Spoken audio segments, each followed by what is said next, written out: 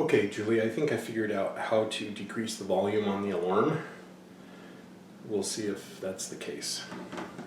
Let's see, where did we leave off last time?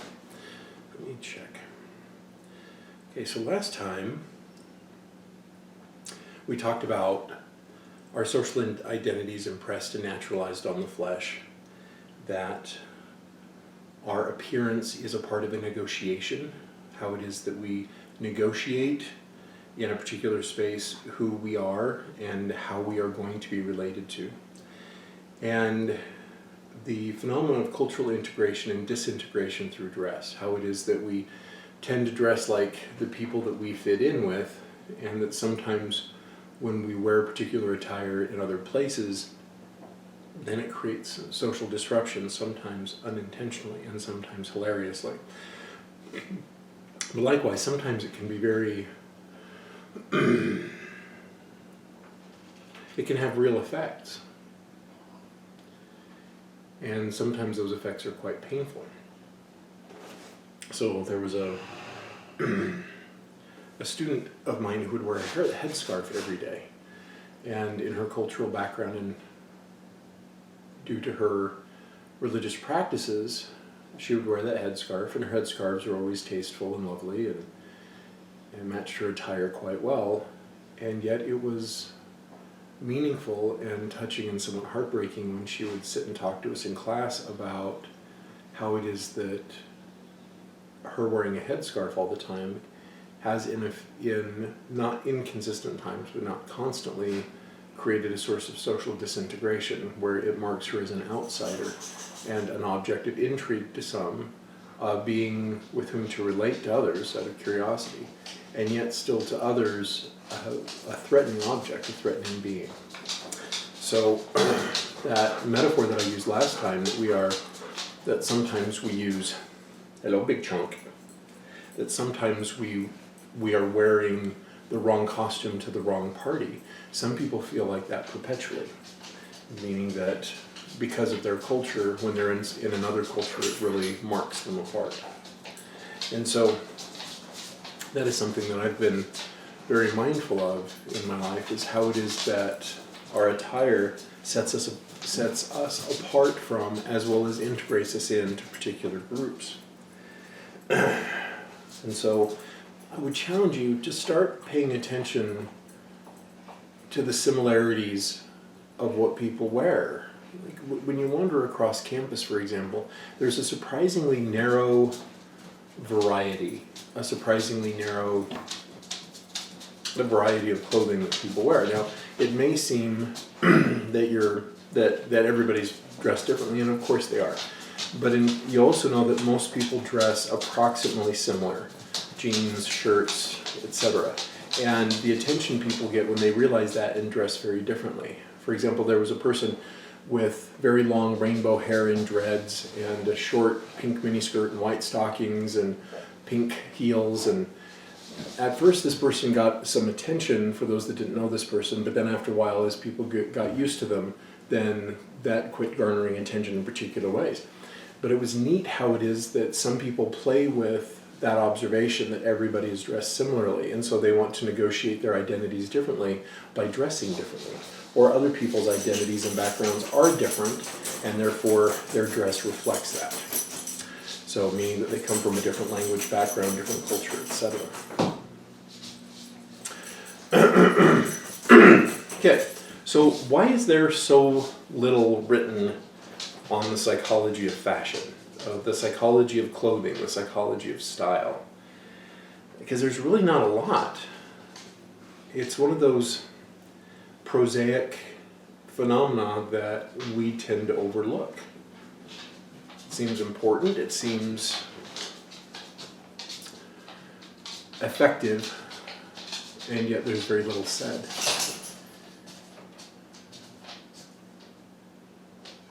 Like, just thinking psychologically, and this example may come up again later in the semester, so bear with me. One day, I came out of my office, and there was a woman, identifies as a woman,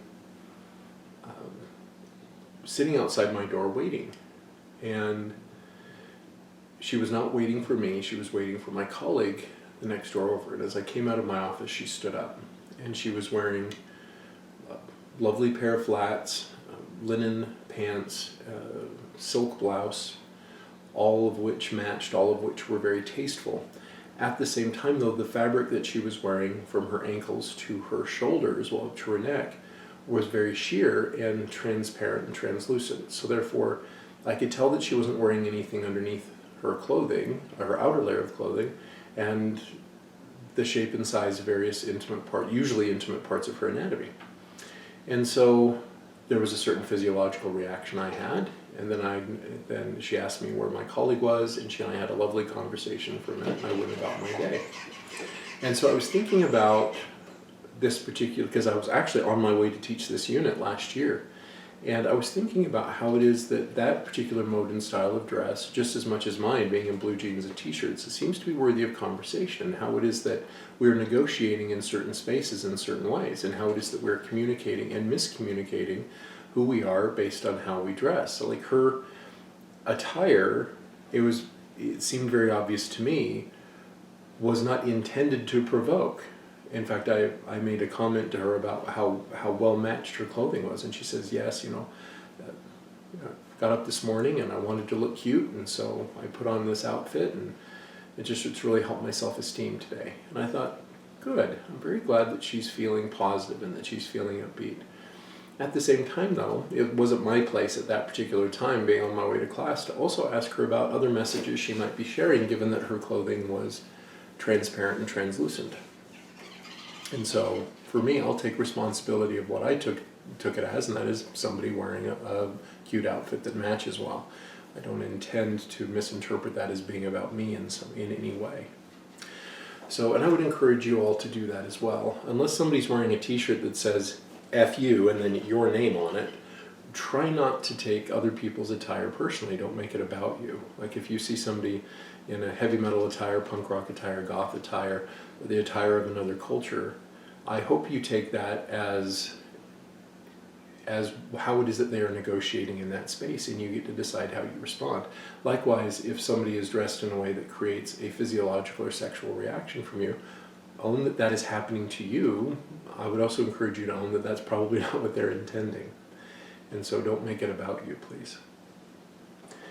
And that I find will help you become a safer person for others, where you can appreciate and own your own reaction without making other people about you. It makes you very safe, because then it also frees you up to be very compassionate and understanding, and try to really take up other people how they're intending to be taken up. And that kind of openness provides a spirit of security and comfort for others. Now, there are times you may want to make people uncomfortable too. Hopefully we'll talk about that in a minute. So, one of the things that I was looking around is about why don't we have more on the psychology of fashion? And there are some lovely critics who have some very strong opinions. So one of them, it's like Dr. Samantha, for example, talks about it as intellectual elitism, that she quotes Thomas Benton, a professor, who said, the day you put on a tie is the next day you're going to be driving a Hummer and voting Republican. And so therefore there's this disdain for acknowledgments of attire, of acknowledgments of the negotiation of appearance and negotiation of identity that comes with what we wear and how we wear it. And then Dr. Samantha offers her own opinion. She says, from her perspective, humanities professors don't make much money, so therefore they offer these sour grapes of disdain for clothing and fashion and style for the sweeter wine of smugness. That I get to be super smug because this is beneath my concerns. And we psychology, philosophy, etc. types are very much humanities professors, and we don't make much money. And so I kind of chuckle at that, because some of the most stylish people I know aren't wealthy. And like the example I gave when sat down with one of my daughters, and she wanted outfits from a very from my middle class perspective, a very boutique high-end clothing store, Justice for Girls, and the clothing there was very expensive compared to what we're used to buying. And I did that experiment with her where I gave her her clothing budget, and I said, I'll drive you around, but let's drive to various places first, right? That story. And so she put together these really cool outfits from even secondhand stores.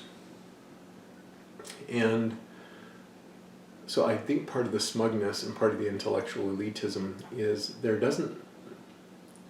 fashion isn't one of the big heady topics of our day. So therefore, it's not a sexy topic. It's not one where, wealthy people or government institutions will give you heaps of grant money to research.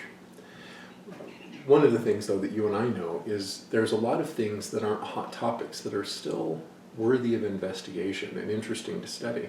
And in fact, there are some things that are very, very important to study that nobody would give you grant dollars for.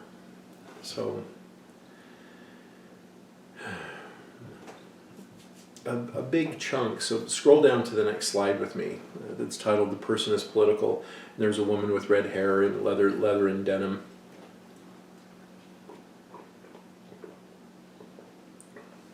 And the title is "The Person is Political." And one of the things that we talked about earlier in the semester, and this is,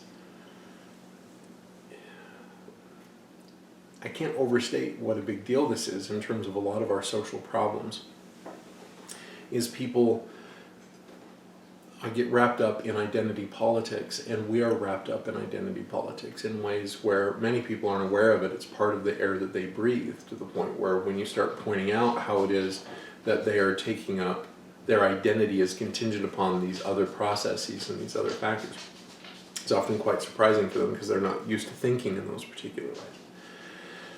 So what is personal is simultaneously political. There are colleagues of mine who take up many of our human behaviors and manifestations of human relationships as negotiations of power. And so this is a field called critical psychology. And one of the originators is Michel Foucault, and we'll talk about Foucault later in the term, I hope. I've got a lot of material prepared and only so much time to go through all of this. But we'll talk about Michel Foucault and then later Jürgen Habermas. And one of the things that they're very interested in is this word power. And power isn't necessarily violent power. It's coercive power, it's persuasive power, it's seductive power. Power is the way in which we influence one another's behavior with and without consent, or with and without knowledge. So one of the ways that they take up clothing is they look at it in terms of relationships of power. So fashion trends, I'm just going to read straight from the slide, tend to make women's bodies less mobile or physically powerful. And they make an observation that throughout time there's the use of corsets, and the young lady in this particular picture you notice is wearing a leather corset. Burqas, covering a woman up. Bound feet, which makes it, a foot binding is a fashion style where the feet are bound in such a way that the toes curl under, and it makes for very small pointed feet, which was fashionable in certain parts of the world at certain times. Like there are images of women in China, for example. You can alt-tab over into another window and just Google foot binding practices and look at the images that come up. So they really talk about how it is that fashion is sexual exploitation. Now, I'm intrigued by this at several levels. One is that they seem to be onto something. But contrary to what we see in our superhero movies, I'm told it's really hard to fight when you're wearing 4-inch stiletto heels. Like if you're in combat, physical, fighting for your life kind of combat, it's really hard to fight well in 4-inch heels. And so therefore, by putting women up on these little tiny stilts, we have removed their ability to fight back physically. They would have to kick their shoes off in order to do a better job of defending themselves. Likewise, corsets make it hard to breathe. I've never been encorseted. It's not a life goal of mine. If somebody says, Matt, you need to have this experience, and it's like part of the labs we do in this particular class where we practice various gendered activities together, then okay, see if we can find a corset in my size and I'll have that experience too. But I have had back and rib problems before, and so I have had to have my chest and ribs bound, and it made it really hard to breathe. And so although it's not a corset necessarily, it is a form of constriction. And I can only imagine that if I were having to assert myself against an aggressor, like in a domestic violence situation or an assault in a parking lot or at a business or a school, that if I'm not able to breathe very well, then I'm not able to fight very well. I can't stand up and fight back very well. So I think all of these points are very important, and I think they're worthy of consideration. Between me and you, I'm also intrigued because there is power and there is power, and they're looking at one kind of power, these particular critics, but they're not looking at the other kinds of power. So yes, if I, as a man, I'm conspiring to put women in heels and corsets and to constrain and constrict them, etc., apologies that it's making noise, then it may very well be that I am removing women's power, whether intentionally or unintentionally. At the same time, though, what is the power of a corset?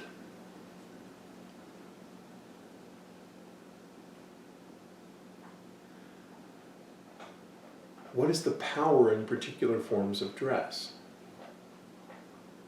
How it is when I dress in certain ways, it gives me certain power, and in certain ways, it also removes my power. I love that my colleagues evoke this construct, but then they don't explore it as deeply as they could. So early in this unit, I told you the story of my colleague who was dressed very, very alluringly during her dissertation defense. And it really had a very powerful effect on the men who were hearing her dissertation. It was quite remarkable. And she dressed that way very deliberately. She was very particular about how it is that she dressed at that particular time, whereas normally she dresses more covered and more comfortable. And so I've noticed that when she has to make an impression, then she very carefully uses her clothing as a way to conceal and reveal various attributes of her body in order to make a certain effect, that there is power there. A friend of mine made money for years as a mistress, as a dominatrix. And she would laugh when she would talk about how it is that sex workers are exploited. Now, contrary to my friend, I think that there's a lot of exploitation in sex work. I've done a fair bit of counsel with former and current sex workers, and there's can be a lot of trauma and exploitation built into that. For her, though, she had not experienced that part of it. In fact, as a dominatrix, she experienced it as very empowering.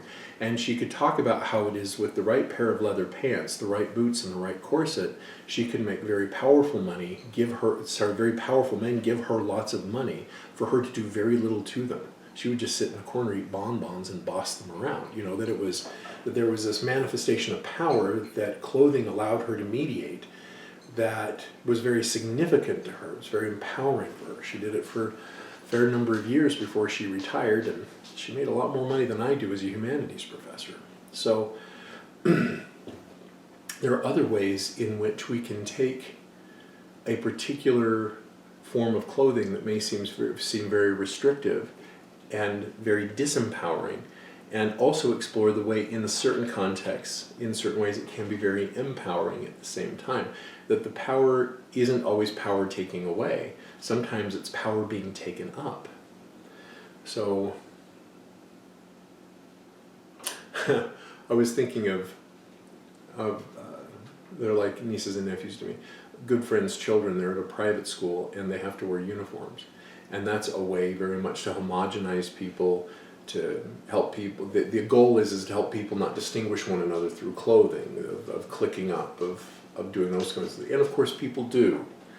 And the way in which one of the young ladies, she was just like 13, and she just cocks her hip out and said, "They're making us wear out these particular uniforms next year. Well, I'm going to make it work." And she did. She'd embraced it. She would practice her little tailoring skills and make sure that her little uniforms fit her just right, and she would do that way. So she took away an attempt by the school administration to homogenize everybody and to make them all the same. And she took it up and went, "No, I am going to make this work."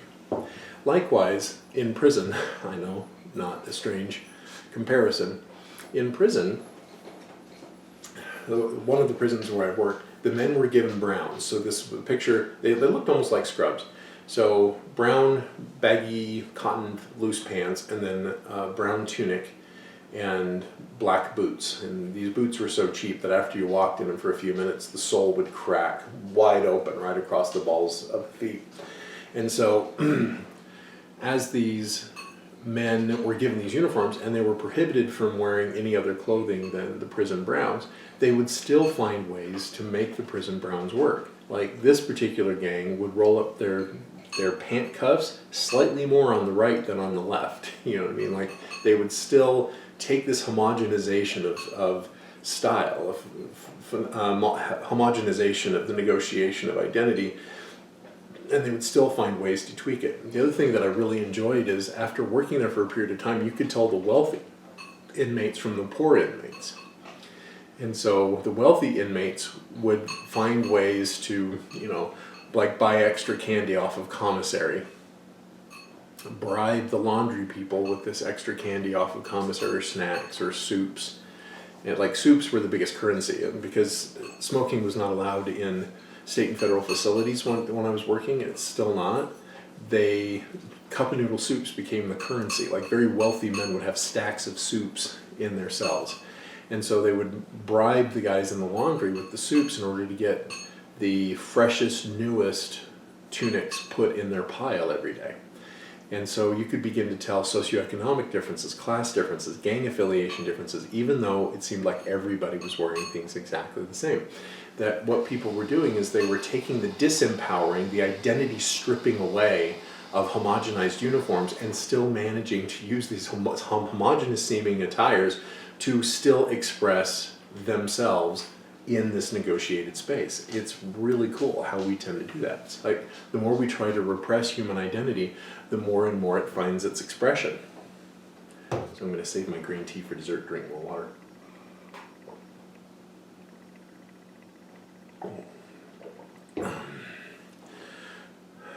So as you're reading these particular critical authors, try to look at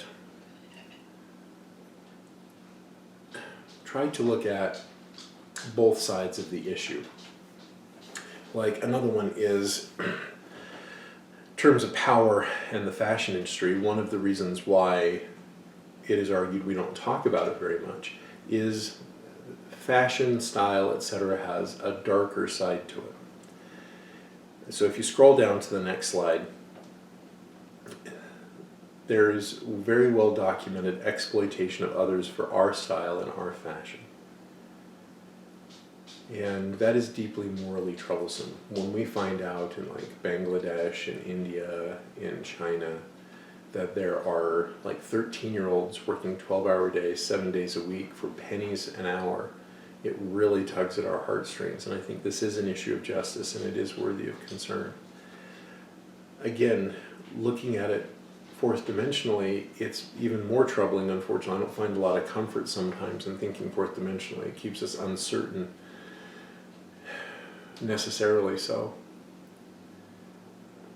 Is reading the stories of what happens when, like say a fashion chain, like H&M, Forever 21, Nike shoes, when they come under fire for using sweatshop labor and they close up the sweatshops in a given part of a country and say, oh, we've gotten a lot of political trouble for, having sweatshop labor, so yeah, to look good, we're going to move the factory. And then what happens to the people that were left, who are now unemployed? Where I'm not saying it's okay to pay somebody 13 cents an hour. At the same time, though, what if without that job they'd be making 0 cents an hour? And I'm not saying that should make us morally feel good, where, yeah, somebody's making 13 cents an hour, I'm doing good in the world. Well, it's helping a tiny bit. I think there's ways we could help a lot more. It doesn't get us off scot-free in terms of our moral responsibility.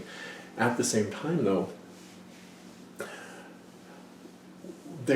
these journalists who do these exposés on these sweatshops, and there's a bunch of them. They're not hard to find. If we were in class right now, I'd be showing you a brief 5-minute segment of a video off of YouTube, but there's a bunch of others about, H&M, using sweatshop labor, etc. I'm noticing that those journalists aren't very good at sitting down with people in the sweatshops and saying, where else could you be working? And I think one of the reasons why they don't ask that question is because to many of the people, and not all, I would guess, but probably to many of them, I'm working in the sweatshop because there's nowhere else to work. And that half of the story isn't being told. So do I think that we could be more responsible? That when I see this dress on sale and make my sweetie, oh man, she looks so good in red.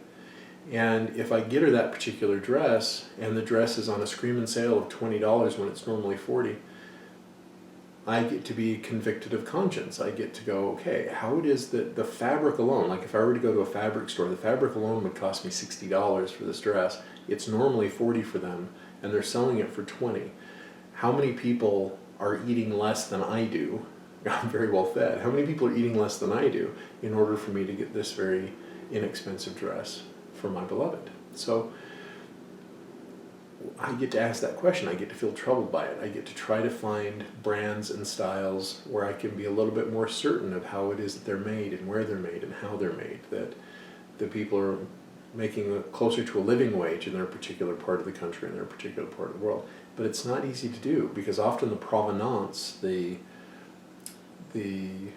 origination of a car, a computer, an article of clothing often isn't clear, because it's the contractors that have their names on the labels, and where the contractors are based out of and how they work, they don't necessarily reveal who their subcontractors are. So I'm not saying it's easy or that I have an easy solution. Instead, it's something to be aware of. So, and aware of it in a multi-sided way. I feel like there's a lot more I could say about that, but nothing's coming to mind. So you'll notice that the next point is on the beauty tax. And this is, according to Dr. Sam, the amount of money women spend to meet, quote, minimal standards of beauty to attract a partner and keep a job. Oh, snap. It turns out it's really expensive.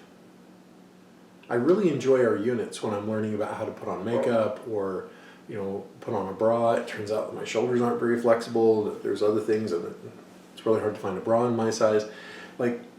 I appreciate these learning experiences, and one of the things that was meaningful for me one of these semesters is when students came in and just said, okay, so here is the makeup that I wear every day, and here's the cost associated with every one, and here's how quickly or how slowly I run out, and so this is how much I'm spending per month on average on makeup. And this wasn't a student who wore an extraordinary amount of makeup. It seemed to be very tasteful and pretty typical, and it was very surprising to me about how much that she spent. Now, we could get into a debate about whether or not she has to spend that much money on makeup or whether she could go makeup free. Again, we could. And my point would be to look at it from both sides. On the one hand, of course, she doesn't have to. And then at the same time, if she doesn't have to, we're putting a lot of trust in other people to still take her up as the beautiful person that she is, rather than treating her differently when she wears makeup and when she doesn't. Okay? And that seems to be more than we can reasonably ask of most people most of the time. I mean, I shared the example in this unit of my colleagues who, on their teacher evaluations, it comes up, she needs to wear makeup more. You know what I mean? So these minimal standards we very much enforce on one another.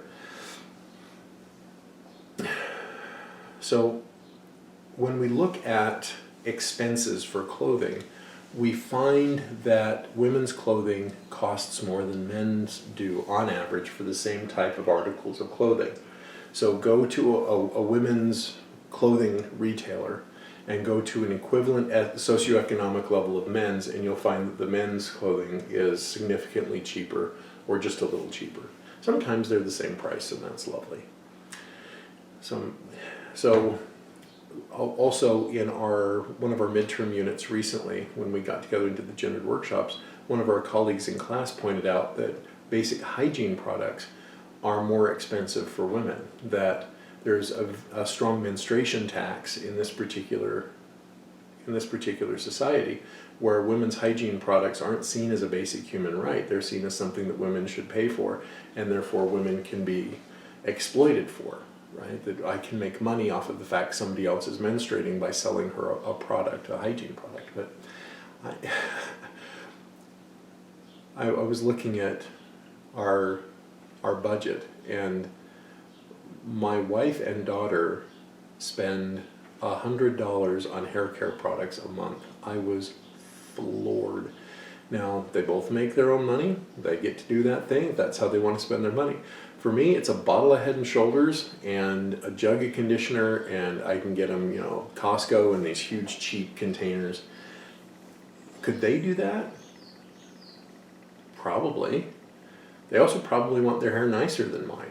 One of the advantages of being gendered in the way in which I am is I get to be pretty coarse about my appearance, and in some ways very deliberately, and it's very inexpensive, but it also works for me in particular ways. And that doesn't work for me in other ways, but it does work for me in particular ways, enough so that I do it. When I go and get a haircut, I can get a solid haircut for $12. If I want a nicer haircut, I can go and get one for $20. When I take my daughters or my wife to get their haircut, I'm looking at $70 or more. Why? Right? That there's this particular tax that we have, and in fact, I'll spend more time in the barber's chair because my haircut's a little more complicated than my wife does. She has long hair, but hers is equally long all around. And I'll spend longer in the chair and pay a lot less money. Whereas when she goes to a hairdresser, she's there for a much shorter period of time and pays a lot more money. Why? And so there are, of course, a lot of reasons to that, and that is we value appearing in certain ways, and we value men appearing in certain ways that are low maintenance and very inexpensive, and we value women appearing in certain ways that are a little bit more high maintenance and a little bit more expensive on average. How are we all implicit in this particular enforcement of these particular norms? So when my wife hit the age of 36, suddenly she started wearing makeup every day. And not a lot, just a little bit. And it's nothing that she had really done before. She very rarely wore. I mean, she wore makeup when we got married on our wedding day, and then maybe occasionally on special occasions, but even not on special occasions oftentimes. So I was quite intrigued. And so I said, she's a math science major. She's a chemistry teacher and double majored in math. And I said, beloved, what happens when you add 1 to infinity? 1 plus infinity equals what? And she goes, well, infinity. And I said, you're infinitely beautiful, so adding plus 1 unit of makeup to infinite beauty, you're still infinitely beautiful. I'm curious that you're spending this time and money on this particular activity, given that it doesn't change how beautiful you are. And she looked very concerned for a minute. I thought it was a compliment, and I thought I was, maybe earning flirt points, but it didn't work. Instead, she looked very concerned for a minute, and then very meaningfully, she looked me right in the eye and she said, I'm doing this for me. I know you think I'm beautiful, and I'm grateful you think I'm beautiful, but I'm putting makeup on for me.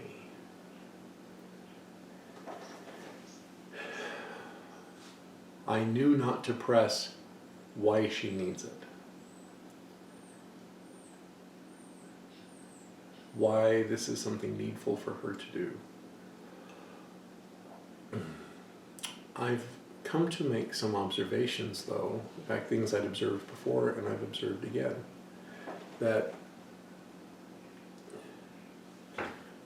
so imagine a woman who identifies as pretty, or other people identify her as pretty, and another woman who identifies as plain. And then when the pretty girl becomes a mommy, she might feel less beautiful. Whereas a woman who is plain becomes a mommy, she starts getting attention in ways she hadn't before. And then, after a while, at a certain age, women begin to feel invisible, where they're no longer sexy and they're no longer a mommy in that particular way. And so a lot of cultural attention vanishes. And there are parallels for men as well, where, like Michael Kimmel, we'll talk about him later in the term if we have time. He in one of his pieces of research, he talks about masculine development is basically this: stud, dud, thud. It's really stark, really heavy metal, and I love it. Where men are sexual objects or sexual beings when they're a particular age, that they have a particular virility or sexual presence with them, and so they're a stud, right? And then as they start to approach middle age, they stop being taken up as a sexual object or a sexual being, and therefore they're like a dud, right? Their libidos start to wane, other people don't experience them as sexually attractive anymore, and then they die in their old age. Thud, right? Stud, dud, thud. And there are parallels also for women. Oh, thank you for the kisses. You still enjoying your haircut, huh? He's just coming up, needs a love for a minute. And so I noticed that as my wife was advancing in middle age, even though I still find her very compelling, that people stopped turning their heads when she walked by. And it didn't matter, she still turns my head, but I can imagine that after a while you would subtly notice that, and it might affect your self-esteem. And so, likewise for men compensate by getting a hot sports car. You know what I mean? Like, I wonder if that's the masculine version of makeup. Sorry, back to political and personal. The way in which our clothing that we wear is deeply situated in socioeconomic dynamics, both in our culture and as well as other cultures, because our cultures are so socioeconomically interlinked. And so, by the way, as just a rant, I appreciate that clothing is much more expensive for women. Big and tall clothing is still more expensive, and I can only imagine how expensive it would be if you were a big and tall woman. I have to ask my siblings, because we're not small people.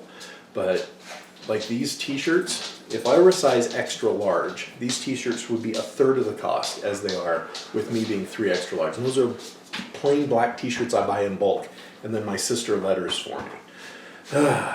So I was looking at a suit, went to a suit store because I needed a suit, and they wanted double the amount of money for a suit in my size compared to a man who is just an extra large. And some of you say, well, Matt, you just want to lose weight. No, with how I'm built, I was wearing a 2 extra large in 6th grade and I wasn't fat. So some people are just bigger and we have to pay a lot more money. And some of you saying, well, Matt, you take up a lot more fabric.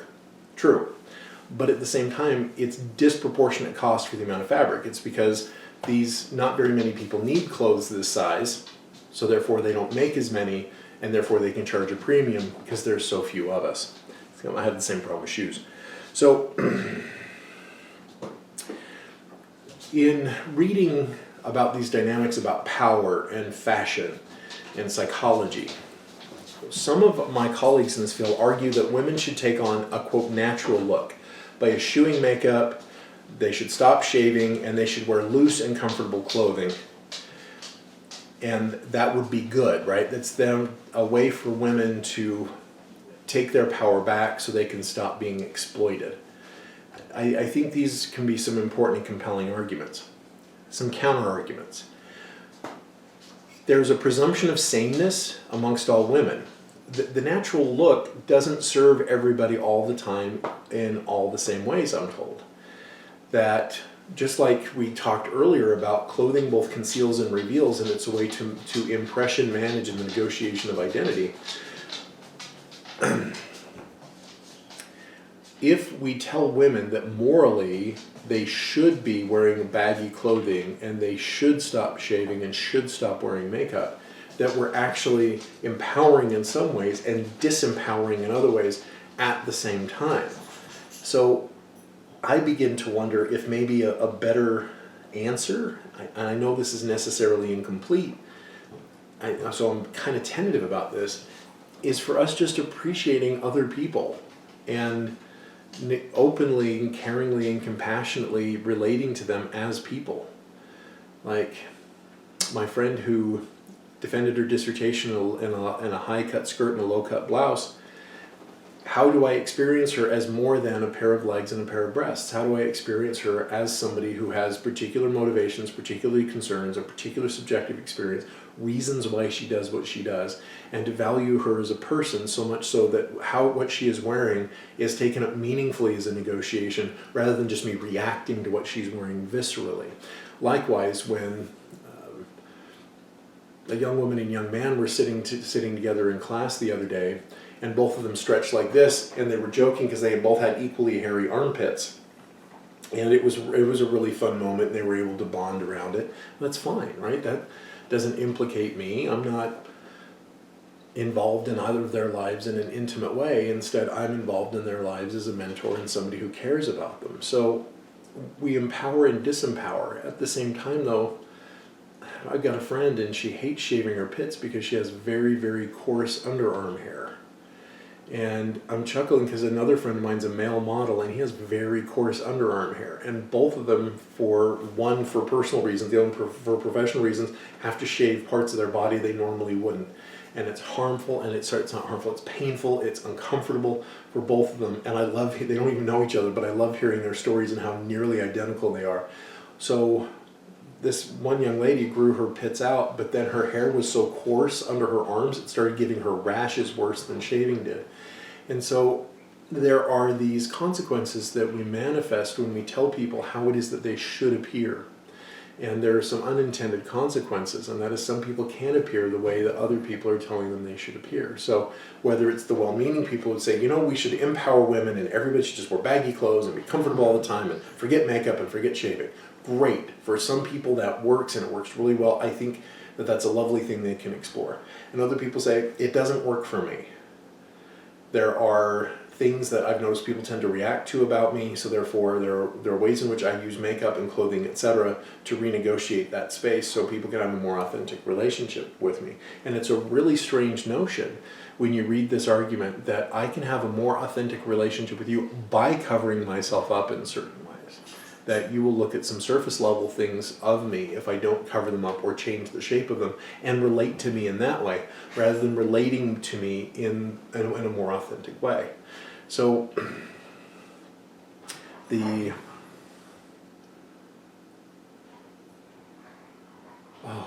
again, if we were in class, I'd show you this video clip. Some say, well, Matt, why don't you show it to me? Because I don't know how this technology works. I can barely get this camera to function. And every time I try to upload a YouTube video to Canvas, it crashes. So there was a lovely clip of a professional model, a very successful one, who does humanitarian work in Africa. And when she's there, there's no camera, there's no lights, there's no paparazzi. It's her in bare feet, in baggy cotton shirt and baggy cotton pants, very appropriate for the setting. And she has this lovely digression in this documentary about how she is blessed with certain genetics, and doesn't mean this arrogantly, and how guilty she feels that people want to take her picture when she doesn't work out, she doesn't eat right, she doesn't do the things that people say you should do to look a certain way, that she just looks this way. And so therefore she tends to feel frustrated when people relate to her based on her appearance. And when she went natural, people then touted her as, oh my gosh, she's the champion of the natural look. And she's like, I'm not championing anything. I'm just saving myself time and money here, okay? So it's a lovely little bit in this particular documentary. So the natural look doesn't serve the ends of everybody, because not everybody, when they go natural, is able to negotiate relations and negotiate their identities in that relational space in the way they would like. And so it's important, I personally think it's very important that we empower people and that we individually, all of us, and then collectively stop relying so much on certain narrow forms of appearance and being more open to one another. I think that's extremely important.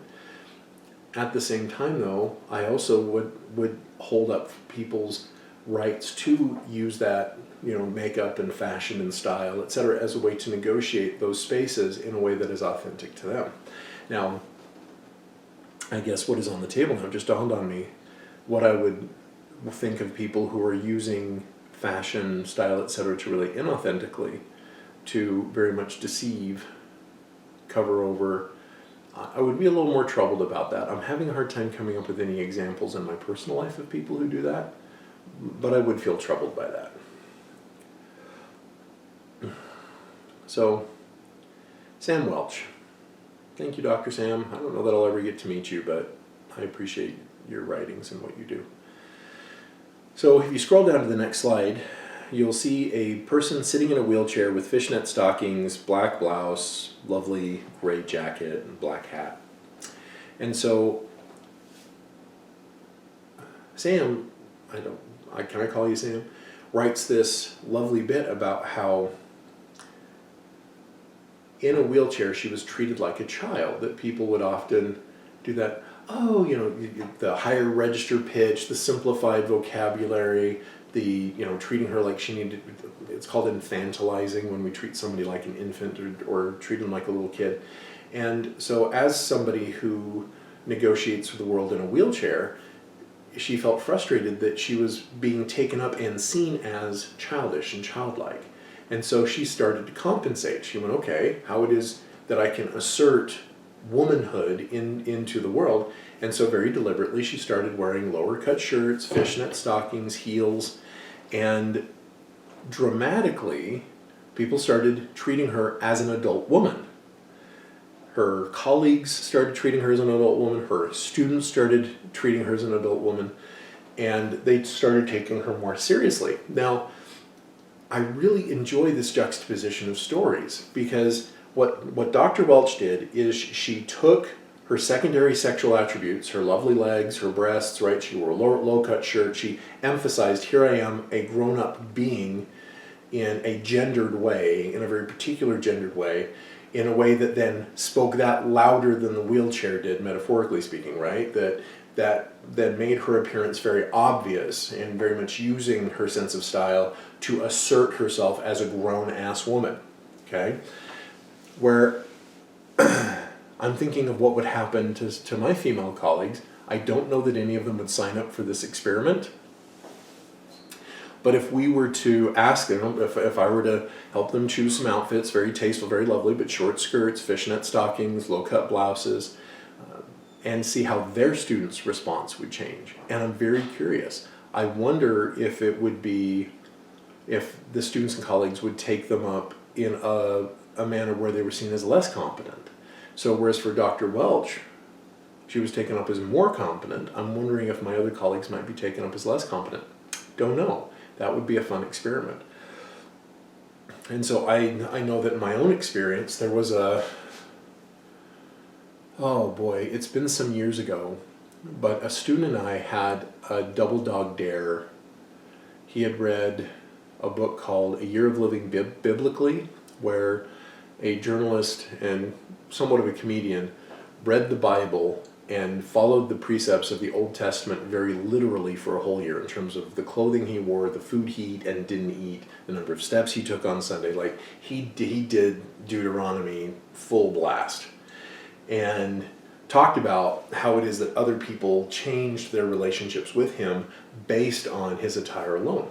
And so one of my students said, I'm usually very casually dressed, and this guy was. You'd go to Savers or DI, secondhand shirts, secondhand t-shirts, secondhand jeans. Like he very much prided himself that he'd never spent more than $10 on any article of clothing in his life. And so he challenged me, and we did an experiment on what happens when we wear a jacket and tie every day. Oh my gosh, so that was a long semester for me. As you know, I'm not used to dressing. I like to dress up that way on special occasions. And when I'm trying to get my flirt on, or heaven forbid, a public research kind of presentation thing where I need to negotiate that space as a competent professional way other people will appreciate it. So we did, and what was neat is we kind of gave a pre-measure. So first few weeks of the semester, I'm dressed like this, right? Jeans, t-shirt, or jeans and shorts. Jeans and shorts. T-shirt and shorts, t-shirt and jeans. And I go to class, and students rate on how intimidating or how scary I am. And then I started, or how competent I am, etc. And then I started wearing a suit every day for a month. And then he handed out the same survey. See, a lot less sharp. And lo and behold, students found me far more intimidating and more competent than when I was just in t-shirt and shorts. So it's this lovely game that I play, where I appreciate that I come across as a lot less competent attired as I currently am. And yet students find me a lot less intimidating, because then I went back to shorts and t-shirts for the last third of the semester, and competence went down, but so did intimidation. So we will continue to talk about this. We'll have one more unit on the psychology of fashion. I'm talking to a colleague of mine who has done a lot of research into what's called kink and various sexual expressions from the kink community, and I'm hoping that she and I can sit down and do this relatively soon, hopefully next week. So if I can't get that buttoned up, then we'll have another unit on something else, because as you guys can see in the files tab, there's tons more that we have there that we can talk about this semester. And then we'll get on to hopefully something else. So thank you guys.